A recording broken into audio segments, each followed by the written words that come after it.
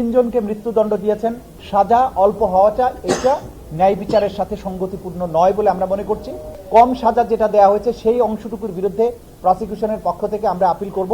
গণ অভ্যুত্থান চলাকালে সারা দেশব্যাপী যে গণহত্যা চালানো হয়েছিল, যে ক্রাইমস অ্যাগেন্স্ট হিউম্যানিটি সংগঠিত করা হয়েছিল, তার পার্ট হিসেবে 5ই আগস্ট 2024 মার্চ টু ঢাকা কর্মসূচির অংশ হিসাবে ঢাকা মহানগরীর চানখারপুল এলাকায় বাংলাদেশের মুক্তিগামী ছাত্র জনতা যখন মার্চ টু ঢাকা কর্মসূচিতে অংশ নেওয়ার জন্য অগ্রসর হচ্ছিল, সেই সময় পুলিশ সেই জায়গায় নির্বিচার গুলি করে 6 জন শহীদকে হত্যা করে। তার মধ্যে শহীদ শাহরিয়ার খান, আনাস, জুনায়েদ সহ 6 জন শহীদ সেখানে আত্মোৎসর্গ করেছিলেন। এই ঘটনার মামলা হয়েছিল। কমান্ড রেসপন্সিবিলিটিতে শেখ হাসিনা, আসাদুজ্জামান খান কামাল এবং আইজিপি আব্দুল আল মামুনের শাস্তি হয়েছে আগে। বাকি অংশে যারা গ্রাউন্ডে কাজ করেছিল তাদের বিচারের জন্য আজকে এই মামলাটি ছিল। সেই মামলাতে আজকে আদালত যেটা বলেছেন যে এই অপরাধীদের বিরুদ্ধে অপরাধ প্রমাণ হয়েছে, তারা ক্রাইমস অ্যাগেন্স্ট হিউম্যানিটি করেছেন, সেইটা প্রমাণিত হয়েছে। সাজা দেওয়ার ব্যাপারে 3 জনকে মৃত্যুদণ্ড দিয়েছেন।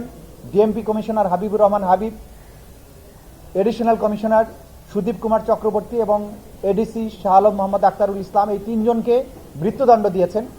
কিন্তু পরবর্তী যে সমস্ত আসামি ছিল, একজন এসি ছিল ইমরুল, একজন ইন্সপেক্টর আরশাদ এবং বাকি 3 জন কনস্টেবল, যারা সরাসরি ফিল্ডে থেকে গুলিবর্ষণ করেছিল, যাদের গুলিবর্ষণ করতে ভিডিওতে দেখা গেছে যাদের নামে অস্ত্র ইস্যু ছিল না, অথচ তারা অন্যদের রাইফেল নিয়ে গুলি করেছে, তাদেরকে কম সাজা দেওয়া হয়েছে। একজনকে 6 বছর, একজন 4 বছর, বাকি 3 জন কনস্টেবলকে 3 বছর করে সাজা দেওয়া হয়েছে।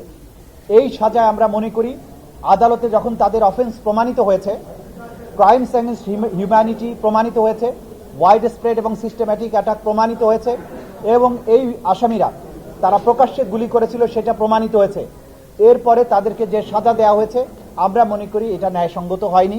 যদিও আদালতের আদেশ সকলের উপরে সুবিধার্থ, আমাদেরকে মানতে হবে, যেহেতু একটা অ্যাপিলেট ফোরাম আছে সুপ্রিম কোর্টে, এটার বিরুদ্ধে, এই সাজার বিরুদ্ধে, কম সাজা যেটা দেওয়া হয়েছে সেই অংশটুকুর বিরুদ্ধে প্রসিকিউশনের পক্ষ থেকে আমরা আপিল করব। আমরা এই মুহূর্তে মনে করছি, যদিও পুরোপুরি রায় পাওয়ার পরে আরও পর্যালোচনা করে আমরা সিদ্ধান্ত নেব। আমি মনে করি জুলাই অভ্যুত্থানে যেভাবে আমাদের তরতাজা তরুণীরা জীবন দিয়েছেন এবং যারা সরাসরি এখানে গুলিবর্ষণ করেছে তাদের অপরাধ প্রমাণিত হওয়ার পরে সাজা অল্প হওয়াটা এটা ন্যায় বিচারের সাথে সঙ্গতিপূর্ণ নয় বলে আমরা মনে করছি। সে কারণে আমরা মনে করছি যে এটা আপিল করা প্রয়োজন, আমরা আপিল হয়তো করব। কিন্তু বাকি 3 জনকে যে মৃত্যুদণ্ড দেওয়া আছে যেটা যথার্থ হয়েছে বলে মনে করি, এবং আগেও শেখ হাসিনা, আসাদুজ্জামান খান কামালকেও মৃত্যুদণ্ড দেওয়া আছে, সেটাও যথার্থ বলে আমরা মনে করেছি। এই পর্যন্ত আমাদের আজকের বলার ছিল। 3 জন বাদে বাকি যে 5 জন, সেই 5 জনের সবাইকে কি আপনারা মৃত্যুদণ্ড চাইবেন? আমরা প্রত্যেকে মৃত্যুদণ্ডই চাইব, কারণ হচ্ছে যে এই অপরাধের সাথে সম্পৃক্ত ছিল। এটা কোনো সাধারণ মার্ডার নয়। আমরা বারবার যেটা বলার চেষ্টা করছি যে মার্ডারের ক্ষেত্রে প্রমাণ করতে হবে কার গুলি থেকে মারা গেছে, কিন্তু ক্রাইমস অ্যাগেন্স্ট হিউম্যানিটিতে হাজার হাজার রাউন্ড বুলেট নিক্ষিপ্ত হয়েছে, শত শত হাজার হাজার মানুষ আহত হয়েছে, হাজারো মানুষ শহীদ হয়েছে, 1400 শহীদ হয়েছে।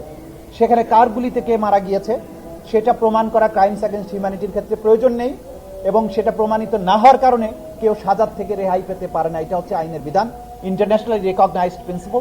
সুতরাং সেই জায়গায় সেন্টেন্সিং এর ক্ষেত্রে যেটা হয়েছে সেইটাকে আমরা মনে করছি এটা ইন্টারন্যাশনাল স্ট্যান্ডার্ডের সাথে যাচ্ছে না, সে কারণেই আমরা আপিল করব। কিন্তু তাদের অপরাধ যে প্রমাণিত হয়েছে এবং এই অপরাধটা যে ক্রাইমস অ্যাগেন্স্ট হিউম্যানিটি, এই প্রসঙ্গে আদালত যে অবজারভেশন দিয়েছেন সেটা সঠিক আছে। শুধুমাত্র সেন্টেন্সিং এর ব্যাপারটাতে আমরা মনে করি যে এইটুকু সুপ্রিম কোর্টে অবশ্যই এটা যাওয়া উচিত এবং সেখান থেকে এটা সেটেল হওয়া উচিত যে সেন্টেন্সিং সরাসরি গুলিবর্ষণের পরে তাদের ক্ষেত্রে এই সেন্টেন্সিং থাকা উচিত। সুজনের ওপেন গুলি করার দৃশ্য আমরা দেখেছি সুজনের, এবং সে বারবার খুশি হচ্ছিল, তারপরেও তাকে আসলে 3 বছর কেন দেওয়া হলো? আদালত এটা বলেছেন যে সে গুলি করেছে, সে উচ্ছ্বাস প্রকাশ করেছে, উল্লাস করেছে, সবকিছু কিন্তু আদালত বলেছেন যেটা প্রসিকিউশন প্রমাণ করতে পেরেছে। এই ব্যাপারে কিন্তু অপরাধ প্রমাণের ক্ষেত্রে কোনো ঘাটতি নেই। প্রসিকিউশন সাকসেসফুলি এই আসামিদের ইনভলভমেন্ট, তারা কে কি করেছে সবকিছু প্রমাণ করতে পেরেছে। কিন্তু আদালত যেটা বলেছেন, এরা কনস্টেবল ছিল, তাদের সুপিরিয়ররা তাদেরকে কমান্ড করেছে, তারা করতে বাধ্য হয়েছে, এবং সুজনের ব্যাপারে বলেছে সে অল্পদিন আগে এসেছে, এইসব বিবেচনায় তাকে কম শাস্তি দিয়েছে। যেটার ব্যাপারে আমাদের আপত্তি আছে, যেটার ব্যাপারে আমরা মনে করি যে এই মুহূর্তে তো আদালতের রায়ের ব্যাপারে আমাদেরকে শিরোধার্য রায় মানতে হচ্ছে, কিন্তু যেহেতু অ্যাপিলের ফোরাম আছে আমরা অ্যাপিলে যাব এই সাজাটা বৃদ্ধির জন্য আমরা সুপ্রিম কোর্টে ট্রাইব্যুনাল আইনে কি কম সাজা দেওয়ার সুযোগ আছে কিনা? হত্যাকাণ্ড এরকম একটা অবজারভেশন ট্রাইব্যুনাল দিয়েছে। কারণ বুঝিনি আপনার কথা। যে তিনজন মৃত্যুদণ্ড আজকে পেয়েছেন সাজা, তাদের তো কমান্ডিং ছিল, তারা এখানে অনেক Superior তারা চাইলে থামাতে পারতেন, এরকম একটা না না, সেটা হচ্ছে যারা সুপিরিয়র ছিল, যাদেরকে মৃত্যুদণ্ড দেওয়া হয়েছে